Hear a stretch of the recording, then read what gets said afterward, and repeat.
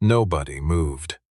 15 of Canada's most credentialed structural engineers stood in the lobby of the Beaumont Tower and said, one by one, that they did not know.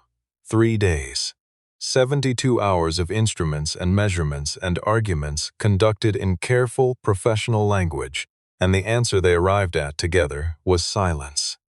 Diane Beaumont, who had built 11 towers in 4 provinces and had never once been told by an engineer that the answer was silence, stood at the center of the lobby with her arms at her sides and listened to the silence land. Then, from somewhere near the service corridor, a man in a gray maintenance uniform set down a clipboard and said quietly that he thought they were measuring in the wrong place. Every head turned. The look he received was the look of people who have spent 3 days being wrong and do not, at that moment, want to be shown why. He said the next part, and the lobby went still. The Beaumont Tower stood 42 stories above the corner of Centre Street and 7th Avenue in downtown Calgary, and it was, by most reasonable measures, a beautiful building. It had been Diane Beaumont's signature project, the one she had pushed for when her board thought the market was soft, the one she had staked her reputation on when 3 analysts told her to wait. It had taken 4 years to build and had opened 14 months ago to the kind of coverage that made boards retroactively claim they'd believed in it all along. Diane was 54 years old and had spent the better part of 3 decades building things that lasted. She was not, by temperament or training, a person who panicked. She had renegotiated a collapsed financing deal from a hospital waiting room while her mother was in surgery 2 floors up. She had closed a municipal zoning dispute at 11 o'clock on a Friday evening by simply refusing to leave the city planner's office. She was a woman who understood that most crises were, at their core, a problem of endurance, and she had more of it than almost anyone she'd met. But the vibration that had begun in the northeast stairwell of the Beaumont Tower 8 days earlier was not a crisis she could endure her way out of. It had started as something so faint that the first 2 people who reported it were gently asked whether they were feeling all right. By day 3, the building's sensors were picking it up. By day 5, tenants on the upper floors were calling the management office. By day 7, Diane had convened the first panel. By day 8, the vibration had developed a low, subsonic companion note that you couldn't quite hear so much as feel behind your back teeth, and the hairline fracture that appeared overnight in the northeast stairwell wall had put everyone on a different kind of alert entirely. She had called in Marcus Aldridge first, because Marcus Aldridge had written the structural assessment report that got the building approved, and she trusted him the way you trust the person who told you a thing was safe. Marcus arrived with 2 colleagues from his firm, assessed the crack, took measurements for 6 hours, and said that the building's foundation was within tolerance, that the fracture was cosmetic in nature, and that the vibration was almost certainly environmental in origin, wind loading, perhaps. The Bow River corridor created unusual updraft patterns. He would monitor it. The monitoring produced more cracks, not large cracks, not the cracks of catastrophic failure, the quiet, creeping cracks of something that was not being understood. She called in 4 more engineers, then 3 more. Then, when word began circulating in professional circles that the Beaumont Tower was doing something that couldn't be explained, she quietly arranged for the Structural Engineering Institute's Emergency Review panel. 9 specialists whose opinions between them carried the weight of 500 collective years of practice, to convene in the building's boardroom on a Thursday morning in early November. The panel worked for 2 days. They argued productively. They disagreed respectfully. They took measurements at every floor, ran frequency analysis on the vibration signature, checked and rechecked the foundation pilings, pulled the original soil reports, reviewed the construction timeline for anything anomalous. The lead panelist, a woman named Dr. Constance Waugh from the University of British Columbia, sat with the data for 3 hours on the second evening. and came back into the boardroom the following morning and said, with the careful honesty of a person who prizes honesty above comfort, that she could identify what the vibration was doing to the building, but could not, with current evidence, tell them what was causing it. $240 million in pending tenant lease agreements were sitting unsigned in Diane's legal team's files, waiting on a structural clearance that nobody could provide.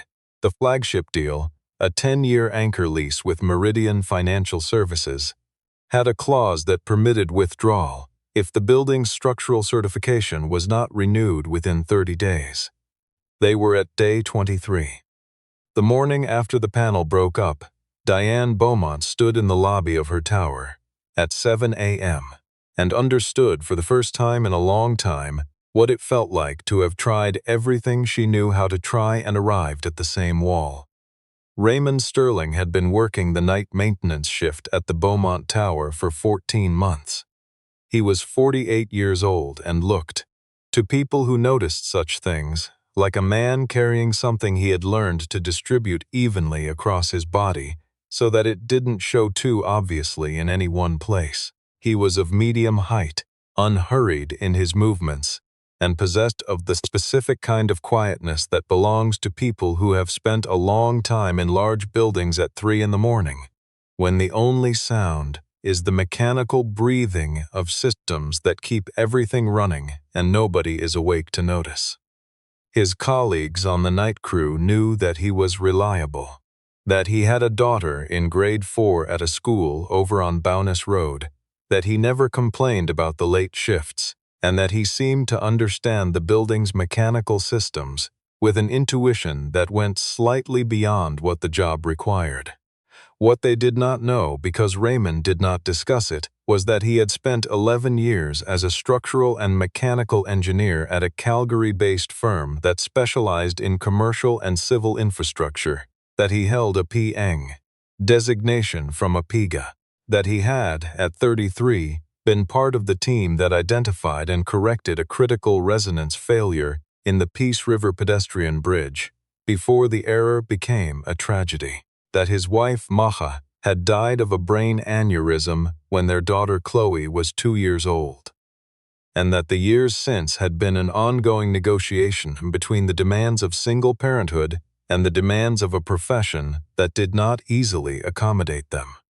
He had left engineering not because he stopped being good at it, but because Chloe's needs had begun to require a kind of presence that rotating project schedules and emergency site calls made impossible. He had told himself it was temporary. 3 years into the maintenance position, he had mostly stopped telling himself that, and had started simply working and caring for his daughter, and trying to find a version of satisfaction that fit the life he actually had, rather than the one he'd planned. He had noticed the vibration on his 3rd night shift after it started.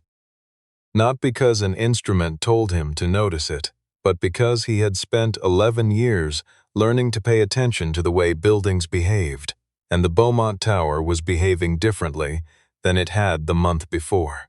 He noted it in his personal log, a habit left over from his engineering years, and spent 2 shifts walking the building at night, pressing his palm flat against different wall sections, listening the way you listen to something that is trying to tell you something in a language you have to remember how to speak. On the 4th night, he stood in the mechanical room on the 22nd floor and understood what he was hearing. He did not go directly to management. He was not a man who went directly anywhere. He went home, made Chloe's lunch for the next day, got 4 hours of sleep, picked Chloe up from school, helped her with a project on the water cycle, and spent an hour after she went to bed going through what he knew methodically. The way he'd been trained, the way he'd learned, you had to go through things if you wanted to be sure, rather than just right. By the time the engineering panel had been in the building for 2 days, Raymond was certain. By the time the panel broke up without an answer, he had been trying to decide, for 3 days, whether what he knew was his to say. He was pushing a supply cart through the lobby at 7:15. The morning after the panel concluded when he saw Diane Beaumont standing alone at the far end of the atrium, looking up at the building she had built. She had the stillness of a person who has run out of next steps and is not quite ready to admit it. Raymond stopped his cart. He was aware, in that moment, of the precise weight of what he was about to do and what it was likely to cost him in the immediate term. He was also aware, in the way that he was sometimes uncomfortably aware of things, that a building he understood was doing something that nobody else had been able to explain, and that, in his experience, unexplained things in structures did not tend to improve on their own. He walked to where she was standing. "Messieurs Beaumont," he said. His voice was even, unhurried. "I work nights here. Maintenance. I've been watching the vibration for a few weeks." He paused. "I think I know what's causing it. I think the engineers may be looking in the wrong place." Diane Beaumont turned and looked at him the way people look at something unexpected but not yet identifiable. "What's your name?" she asked. "Raymond Sterling." "And what do you think is causing it?" "The HVAC retrofit on 22, he said.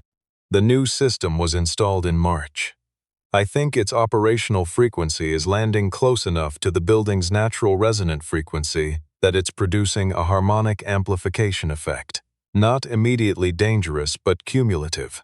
The vibration you're seeing in the northeast stairwell is a surface expression. The source is mechanical, not structural." A silence followed that Raymond could not entirely read. "The engineers checked the HVAC system," Diane said carefully. "They checked whether it was functioning within its own specs," Raymond said. "That's not the same as checking how it interacts with this particular building at this particular frequency." What followed was not agreement, not immediately, and it was not pleasant. The lead facilities manager, a man named Todd Percival, who had been managing the engineer panels for 2 weeks and had run out of sleep and patience in roughly equal measure, arrived in the lobby 7 minutes later and made his position clear without raising his voice, which was perhaps the most effective way to make a position clear. The building had been assessed by 15 credentialed structural engineers. The HVAC system had been inspected.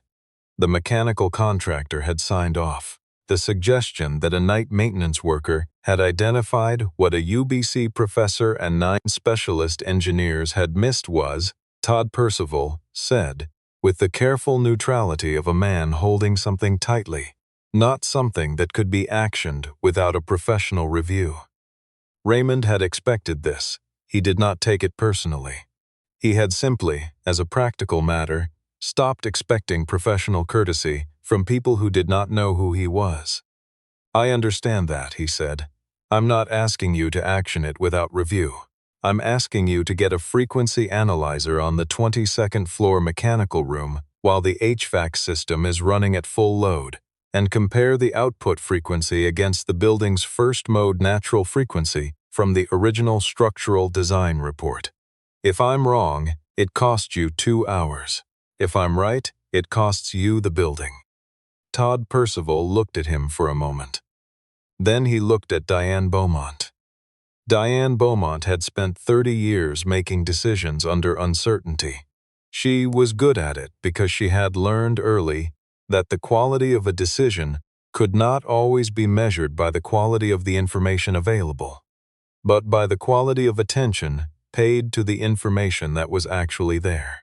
The man standing in front of her had not asked for credentials. He had not argued. He had simply described in specific technical language a mechanism, a testable mechanism.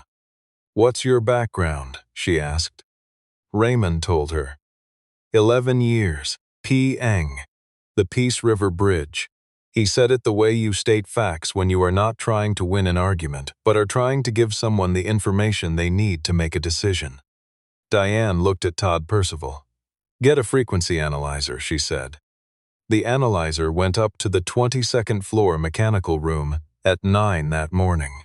Raymond accompanied the building's mechanical contractor, a taciturn man named Gary Buse, who had been skeptical for the first 20 minutes of the process and became progressively less skeptical across the next 45 as the data came in.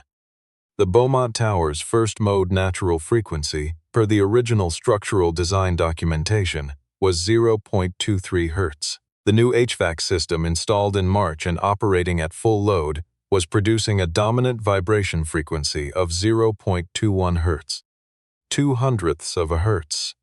A difference so small you would not think to look for it unless you understood that structures like tuning forks will amplify energy that arrives near their resonant frequency and absorb it steadily, week by week, until the accumulation becomes visible in the walls. Gary Bewes stood in the mechanical room and looked at the numbers on the analyzer for a long time. Then he said, in the voice of a man recalculating several months of prior certainty, "That's a resonance problem." "Yes," Raymond said. "How did the engineers miss this?" "They were looking for something structural," Raymond said. "This is mechanical. Different set of questions." The solution was not complicated, which was its own kind of indignity for everyone who had spent 3 weeks looking for something complicated. The HVAC system's operating parameters were adjusted, a modification that took Gary Bewes and his crew 4 hours and required the approval of the mechanical contractor and the HVAC manufacturer's technical team, both of which Diane Beaumont obtained with a set of phone calls that took approximately 90 minutes. By 2 o'clock that afternoon, the subsonic tone behind everyone's back teeth was gone. By the following morning, the building's sensors showed the vibration had dropped to background levels. Dr. Constance Waugh, whom Diane had called before the adjustment was made, returned to the building that afternoon, reviewed the frequency data, and said, with the measured honesty she had shown throughout, that the diagnosis was correct and the solution was sound, and that she wished, professionally, that the panel had thought to look at it.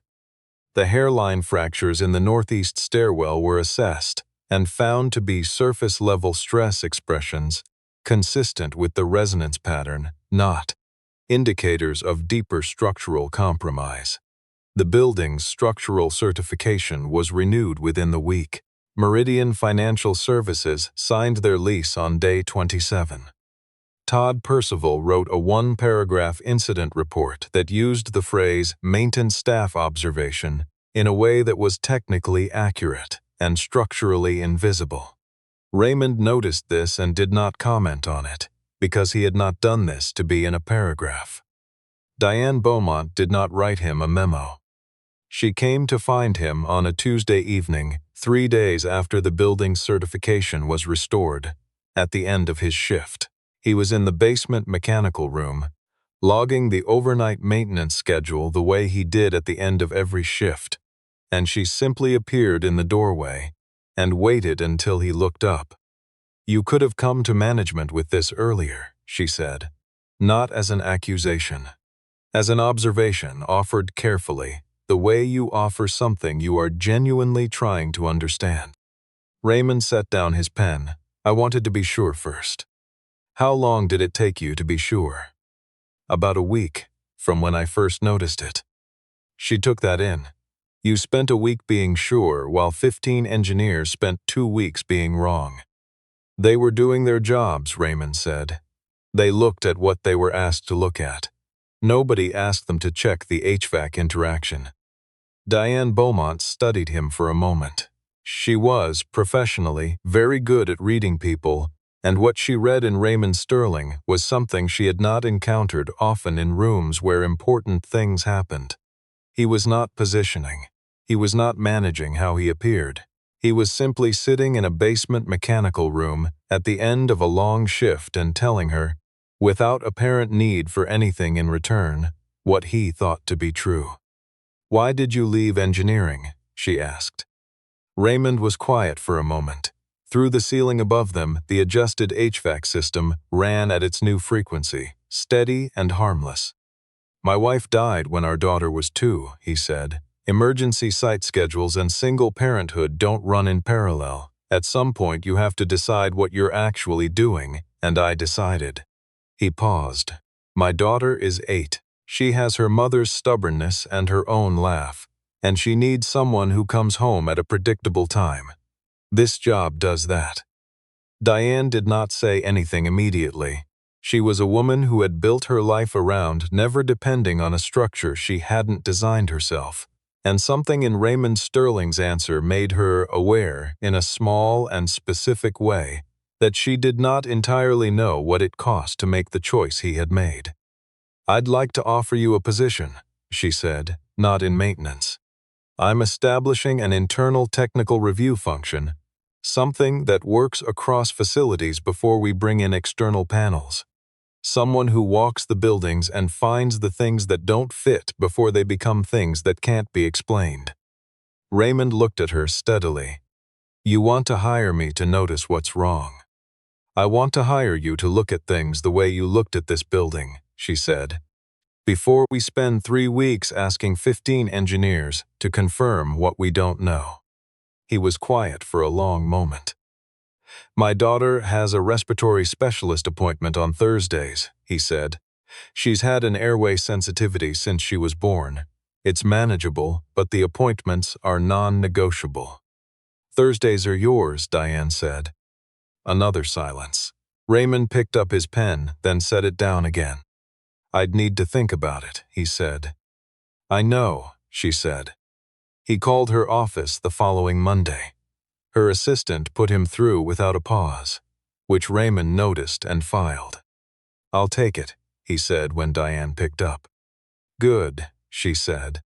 He did not ask about the salary first, though she had mentioned it, and it was, objectively, 3 times what he currently earned. He had already thought about the salary, the way he thought about most practical things, carefully and without drama, and had decided that it mattered, but it was not the thing he needed to name first.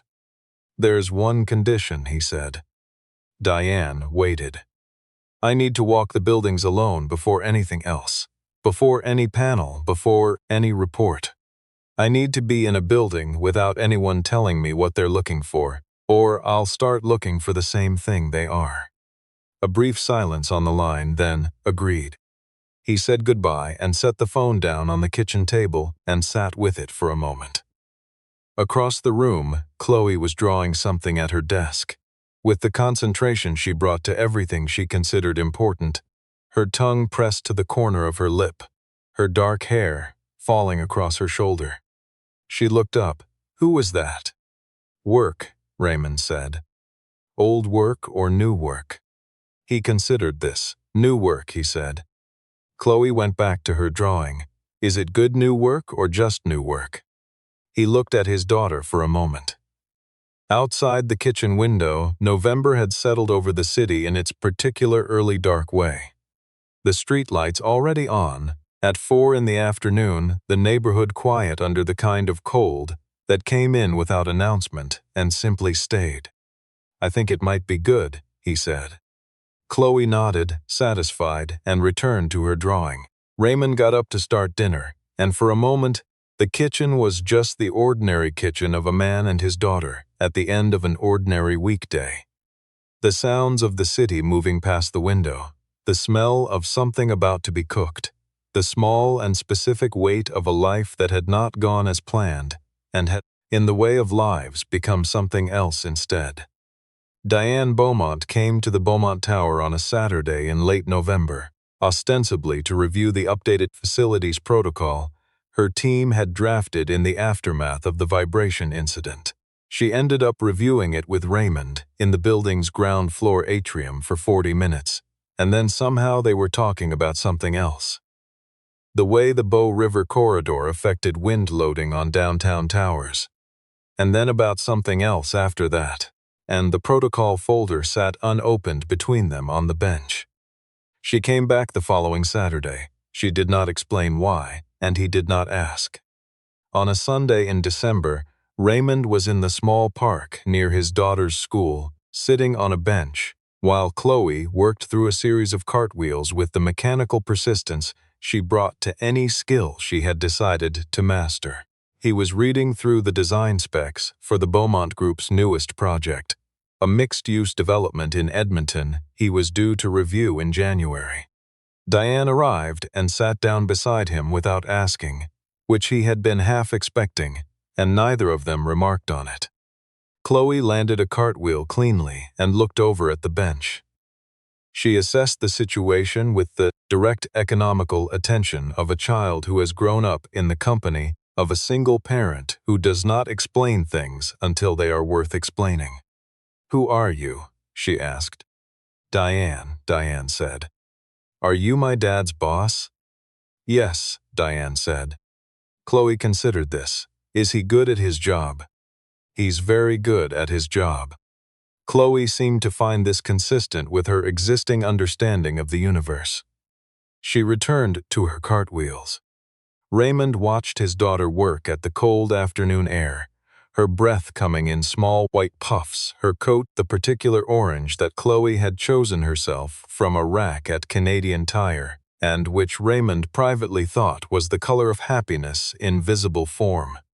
Beside him, Diane Beaumont was looking at the park, at the way the late afternoon had gone flat and clear and silver, the way Calgary afternoons do in December, when there are no clouds and the cold is honest. She was not, in this moment, thinking about the 42nd floor or the lease agreements or the board meeting in January. She was thinking, with the quiet surprise of someone who had not expected to think it, that it had been a long time since she had sat in a park on a Sunday afternoon without being somewhere else in her mind simultaneously. She did not say this. She was not a person who said things before she understood what they meant. But she stayed until the light went, and when Chloe finally ran out of cartwheels and came to lean against her father's knee with the casual, total trust of a child who has never had reason to doubt she is held, Diane stood and pulled her coat closed and said, simply, "See you Thursday." Raymond looked at her. Thursday was Chloe's specialist appointment. Diane had remembered and had said it the way you say something to let someone know you have been keeping it. "Thursday," he said. She walked to her car along the frozen path, the city loud and indifferent around her, and she felt, in the way that things settle when something has been decided without needing to be stated, that the tower she had built was not the most important thing she had salvaged this fall.